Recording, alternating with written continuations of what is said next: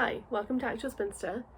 My name is Anna Marie and the washing machine is going once again, but again, if I want to film something, I need to film it now. I hope the washing machine isn't too disruptive. I am sorry about it once again. Today I actually thought that I would do a video where I talk about some recent books I've read, partially because they sort of have fallen into a bit of a gap, like in the sense that I made that reading vlog for the Women's World Cup readathon, which was from late July into August, and I followed what I was reading there, so you got like a good picture of that section of time. And then I stopped, and then I haven't done an August wrap up, partially because I felt like my Women's World Cup readathon kind of was that, but I actually did also read a couple more things in August.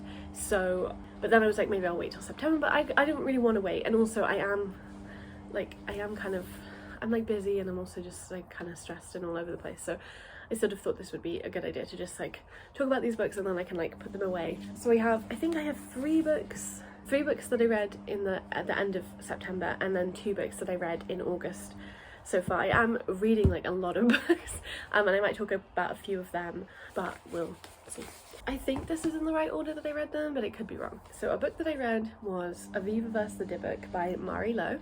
I read this on Shabbat, and like just the whole book, which is a really nice thing to do on Shabbos. Like I would definitely recommend it. And yeah, so this is a kid's book about a girl called Aviva, and she lives like above a mikveh, which is a place for like ritual immersion in water, which in Orthodox Jewish practice is like very important, especially to women, but I also think it's becoming again more important in other forms of Judaism, because it's a really beautiful practice, although some of the ideas around it are complicated in terms of their gender dynamics. I feel like that's a very soft way of talking about it, but yeah, so she lives above a mikveh with her mum, and there's like a dybbuk in the mikveh, and the dybbuk kind of like makes a fool of her and her life quite a lot, and causes, you know, lots of trouble. Basically, like a dybbuk is a spirit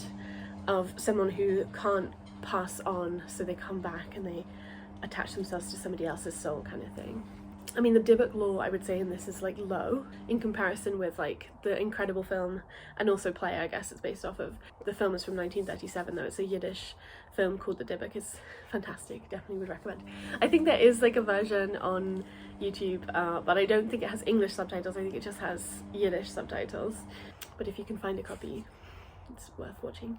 Anyway, it's also a lot about grief. It's just about this Orthodox Jewish girl kind of like dealing with her life and her friends or lack thereof, and the difficulties that this dybbuk puts her in. And it is also a little bit about sort of hate crimes and safety, and it is quite a lot about grief, and it's also a bit about like having like a grieving and like depressed parent, and you know, how difficult that can be, and like how as a child you can't, you know, there's only so much you can do, as there should, you know, you're not responsible for your parents' like mental health. And yeah, I thought it was really sweet and I cried. Yeah, I hope you enjoy my clothing, which is like colourful and also has lots of, this is my like best petticoat. I don't actually wear it that often because it's like so special, but like I think you can tell why. And I mean, look how incredible that is. Ugh. I've had it for like years and years and years. Like, okay, so the next book I read was for my Virago season reading. So this is Crimson by Niviat Corneliusson, translated by Anna Halliger. I didn't like this. I feel a little bad saying this, but I feel like there's something quite immature about it. I read it pretty quickly, but I felt like it just is quite like, I mean, it's almost quite like surface level, even as it's trying to be deep. Like, so it's about these like 4 different people, all of whom are queer in some capacity.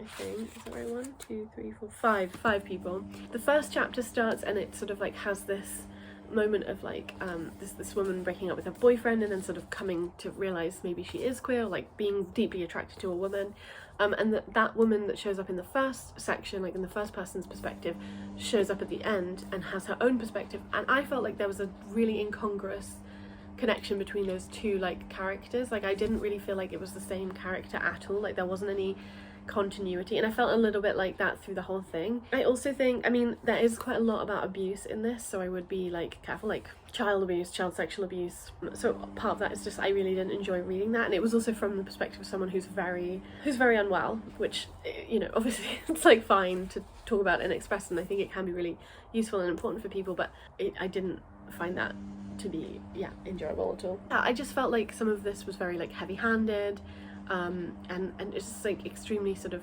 unsubtle. I did think it was interesting to read, which is why I didn't DNF it, although I think I probably could have. I also think like it just wasn't really for me, like the way that it, I don't know what I'm saying really. I just didn't enjoy it, I guess, is the fundamental thing, which is a shame.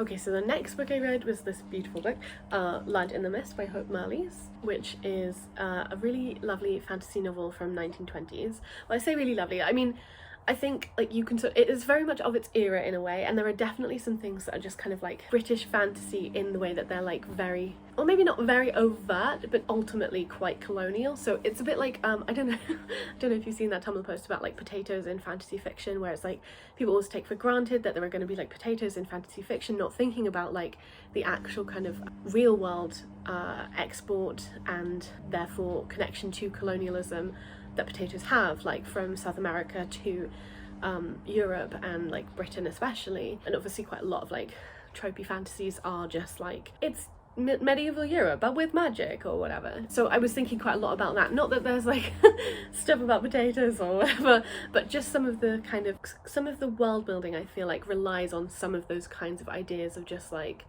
trade and colonial power, like imperialism. And there's a place I think where people are called, like, I think it was connected both to their skin tone and also I think it's literally called the Cinnamon Isles, and I don't know, I felt like there was not a lot of thought throughness with that. But that being said, I also thought this was a really wonderful book in terms of how it thinks about borders, strangers, scarcity. It does also talk about addiction to some degree, but I felt like the ultimate kind of addiction was to scarcity, and I liked how it concluded with that. I liked how it kind of was a testament to the fact that, like, I don't know, strange people are soulful and they can bring so much to human life. They can bring so much to people's communities. Yeah, and also I really liked how there was ultimately a sense of like neighborliness in this that I would also kind of interpret as like a comradeliness towards the other, towards like allowing the other to inhabit spaces with you. It's not that it's like particularly philosophical, although I guess it is kind of. I mean, it's sort of written, I think it's set in about like the 1700s, you know, but it is like a different world, but it's very like Britain, sort of 1700s, you know. A lot of the like social mores of the social mores of the world is like that. Yeah, but it basically is about Blood in the Mist, which is this particular town. It's right situated between two rivers, and the Dapple, which is one of the rivers, flows from the land of fairy, right? Yeah, and as a result, that's quite a lot of conflict, and Blood in the Mist tries to reject all fairiness, especially fairy fruit, which is sort of the underground dealings that, you know, nobody really knows how fairy fruit gets into Blood in the Mist, but it does, and it causes havoc when it does, you know. And the main character is this man called Nathaniel Chanticleer, and he's like the mayor of Blood in the Mist.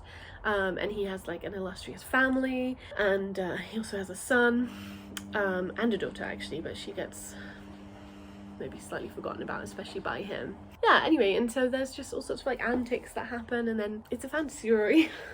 I thought it was written really beautifully, like I really enjoyed the descriptions. Yeah, I really enjoyed this, and I'm super glad I got to it this summer just. Okay, and then the next book I was reading in my Women's World Cup readathon, actually I think I was reading this one too, but it just took me quite a long time to like really settle into it. I think partially because it's sort of like a very everyday kind of book, but this is A House in Norway by Vigdis Hjorth, translated by Charlotte Barsland. It's about Alma, a textile artist, and it's just kind of like about her. She's divorced, she has like grown-up children. She does have a boyfriend, but he's very like adjacent to the text. She is really interested in obviously textiles, but also in how people treat each other and like how things should be between people. She takes on commissions. She does quite a lot of textile banners for like unions and things like that, because they need new banners fairly regularly. She also then has like commissions from a school, and that's sort of where we begin with her work. She then also has, so there's like two strands of it, two threads. One is this focus on her work, and the other is, which obviously they intersect because it's about her. But basically she also has this little flat sort of house type thing that's separate to her property but part of it as well, and she rents that out to people. And you know, she rents it out to like various people. She has different good and bad things. This is sort of at the beginning, you get like an introduction to like who's already been there, but then the main plot line kind of the book revolves around a particular Polish family who moves there. I don't know if they're married, but this man and this woman, they arrive, and the woman is pregnant, I think, when she arrives, and then they have the baby there, and then things kind of expand from there. But it is also like a big critique of Norwegian culture, and like Norwegian, I guess like Norwegian prejudice against Polish people, but also just like Norwegian prejudice, Norwegian kind of like, I don't know necessarily if I want to say exceptionalism, but kind of. And, you know, yeah, so there's also just this sort of like, I think it might be slightly unfair to call Alma a hypocrite in the sense that she's like very, well, maybe it isn't, you know, it's sort of, she is quite a hypocrite in some degree, to some degree, or like, or there is just this like big incongruence between, I feel like I said that word a lot, sorry, between how she thinks she ought to behave, how she thinks people ought to behave, and how she ends up behaving, specifically towards this Polish couple, and then especially towards the Polish woman and also their daughter, although mostly just the Polish woman. And yeah, it was an interesting book. I obviously really loved the bits that talked about textiles, and I thought it was an interesting kind of like look at the sort of, it is sort of like a comedic look. It's like it is a satire, I guess that's what it is. It's a satire. Comedic look at, yeah, like society and especially like white people, white Norwegians. I mean, I don't think that Polish people aren't white, but obviously I think in Norway, like, it's such a sort of like, it has this identity as being such like a mono-ethnic state, place, and Scandinavia too, and they all get away with it really because they have really good PR for some reason, and everybody's like, oh, it's it's like soft socialism over there, and it's just not. I mean, they do, I think generally they do have like a slightly stronger welfare system, but even then, like, I think if you're an immigrant, you're gonna suffer. Anyway, I sort of got sidetracked, but that is sort of also what this is about, right? Like, this is, you know, so yeah, anyway, glad I read this. Excited to read more Victor Short. Okay, and then the last book I read recently was Black Narcissus by Rumer Godden. This was also in my Virago reading. Yeah, before I talk about it, actually, I will just say, like, I did start reading Shadow Dance. So I'm recording this, I think I have one more day of Virgo season. I did start reading Shadow Dance when I started by Angela Carter, but I just, like, didn't want to read it, and I'm just, like, very stressed. So I just sort of, like, I think I've only got to 2 Virago books this Virgo season, which is a shame, but like that's okay. I read like 4 pages of this and it was like interesting and stuff, but in a way it was like it needed me to be more present for it than I can be right now, so I just thought it's not worth trying to like force myself to read a book on the surface when I could read it in a better time, in a better place. And I have, you know, I did do some Virago reading, so that's good. Anyway, so this is Black Narcissus. It's about a convent of nuns who go to the Himalayas and they try to start a sort of a convent there. I guess a group of nuns who go and then they try to start a convent there. I think there's like 5 of them. They're called the Sisters of Mary. They live in this like sort of palace that is called the House of Women, and they sort of try to kind of take the space over. I think the book is, I think it's from the 30s, and it's one of those books where I feel like it's like a British critique of imperialism in the sense that it doesn't actually speak to the people who have been colonized in a meaningful way, but it does speak to the fact that imperialism and colonialism is not great for the colonizer, I guess, is, you know, which, whilst I think is a true point, I mean, I don't think it's a good position to be. I think being able to treat people appallingly isn't good, like, for the person who's doing it. I also think that, like, that's not that's not really the point of anti-imperial, or it shouldn't be the point of anti-imperialist struggle or discourse. But it's also, this is quite like an insular book too, and I wouldn't say that it is like a massive critique. It's just more that, like, I don't know, I found it a really fascinating book to read. Obviously I am interested in nuns, but to be honest, that was like not something that I was especially focused on when I read this. I was more interested in the way that it's like very evocative, but of memory, or like remembering, which I didn't expect. And I do think like the Himalayas as a setting does come to life, and it is quite vivid too. And I think it's much more vivid of, yeah, like the act of remembering, or the act of being lost in your memory and sort of being disrupted from that, being pulled out of it by, you know, your life, details of your life, people in your life, people who need you. The head of the convent group is called Sister Clodagh, and she's Irish, and she sort of thinks back to her childhood and is reminded of Ireland there. And yeah, I'm trying to remember what I said in my Goodreads review, because I feel like I did actually get some thoughts out about it. I definitely think the representation of like the people native to the Himalayas and like India and stuff, I think that it's not good, and I wouldn't want to defend that. I don't think it's very thoughtful or sensitive. I think there's a lot of stereotypes. I don't think that they're so one-dimensional that they don't feel like characters at all, but I do think that it just relies heavily on stereotropes. But yeah, I mean, that being said, I did also feel like there was something more in it that was about something else that I thought was like sort of worth spending a bit of time with, but only if you want to. Also, I did also think that the writing in this was really beautiful. I really liked it, and I think that's also part of like the reading experience, and also part of the sort of beauty of like memory, or like remembering. I thought it just captured that really well. Ugh, I'm just like waffling on. I also thought I would just say some books that I'm sort of reading. I do have a bit more time in before September ends, and I would like to read. I mean, I basically only read one shorty, which is annoying, but not unexpected as usual. But these are the three sort of things that I'm currently reading, and I think at least maybe two of them I have likelihood of finishing before the end of September. So the first one is Madame de Lafayette's The Princess de Clèves. It's like in 4 sections, and I've read part 1. I'm reading this with my mum, and yeah, we're gonna read another part before we meet up, like actually in like 2 days or something from now. And then yeah, I'm not sure if I'll finish it this month with her, but I think after we talk about the first 2 parts together, then I probably will just try and finish it. I also started reading Family Lexicon by Natalia Ginsberg. Oh sorry, this was translated by Nancy Mitford. I also started reading Family Lexicon by Natalia Ginsberg, which is translated by Peggy McPhee. And I'm not very far into this. I'm further than this bookmark actually suggests. I think I'm like 25 pages in. And I am really enjoying it. So we'll see if I finish that. And then I recently picked this up because I saw, actually, there's this great like leftist Jewish newsletter. If you're interested, I will try to like figure out how to link it below, but basically it's called The Pickle. I think it's done by Vashti Media, and so yeah, you just get like a newsletter to your inbox like every week or something. It's quite regular. I definitely don't read all of them, but occasionally I read one, or I save one to read later, and one I read recently talked about this collection, and it just sounded super fantastic. I can't like really repeat what it said because I can't actually remember anymore.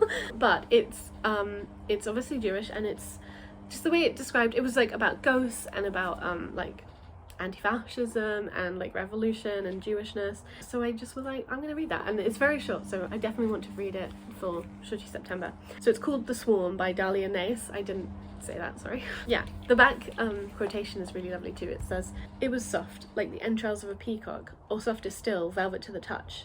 I felt it in my hands, caressed and kissed its ears. They told me to leave it be, that I must move in the direction of sobriety. And I am sober, for I don't drink, but I heard the voices of the dead speak in my mouth." Which, like, what a great vibe, am I right? Yeah, I read like 4 pages and I was like, oh, this is so good, I need to tell everybody about it. At least, yeah, I was like, I need to tell Amanda about it. That actually is what happened. Cool, I think that is everything I wanted to say.